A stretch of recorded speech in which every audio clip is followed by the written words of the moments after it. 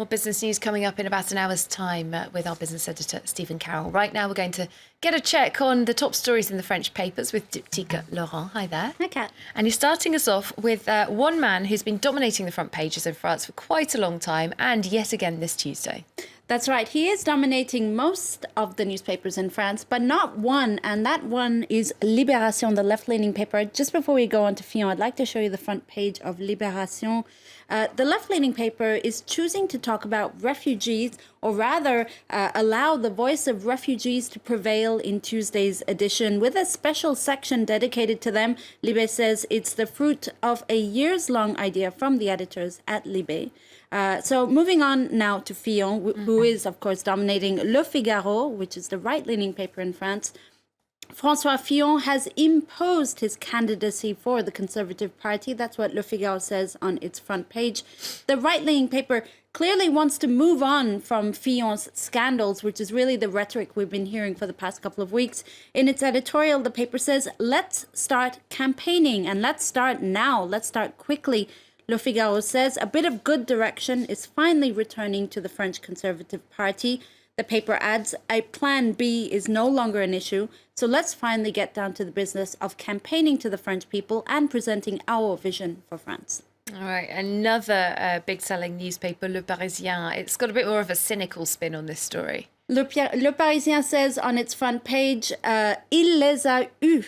He got them, the connotation being he managed to pull the wool over their eyes. It's a pretty cynical headline from Le Parisien.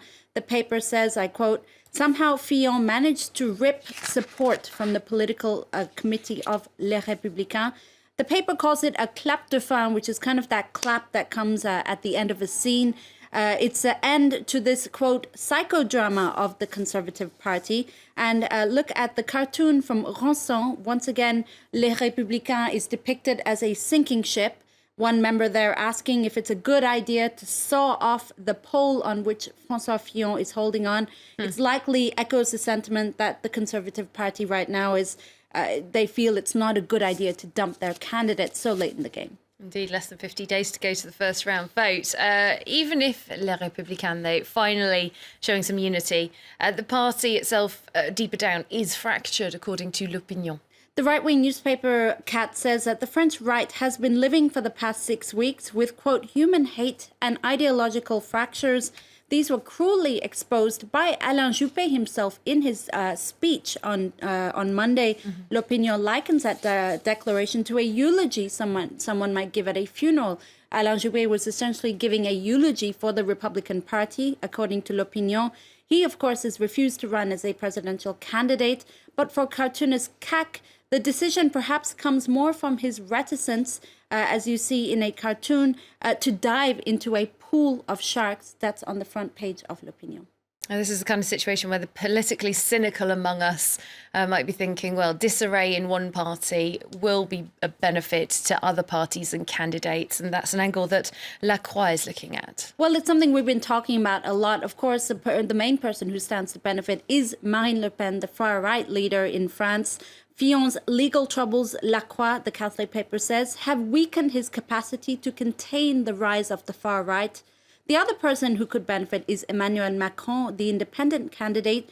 According to a political analyst interviewed by Lacroix, Juppé's camp was rallying with Macron's En Marche movement. He kind of stopped while there were questions about his own candidacy, but this could also resume now. All right, so from political scandal to fashion scandal, something slightly different, but still very French and Parisian. There's a fashion controversy that's been sparked by Yves St Laurent, their latest ad campaign. Well, there's always a fine line between fashion and vulgarity, isn't there, Kat? Yves Saint Laurent's latest campaign features scantily clad models in what some call porno chic. Some of the models are bending over a stool, or in this one, legs open. Is it an advert for gussets? Is that, or tights? No, no. Roller skate? No. It's just an ad for fashion. Not much of it there. So it's caused an uproar on social media, raising issues about, first of all, how thin the models are, but also the hypersexualization of pretty young models used here. And I might add that roller skating in high heels isn't a good idea, but more on that. From which newspaper was that? That was in La Dépêche. La Dépêche, yeah. Thank you very much, Yves St Laurent there. Time for a short break. We'll be back with you in a couple of minutes' time here on Live from Paris.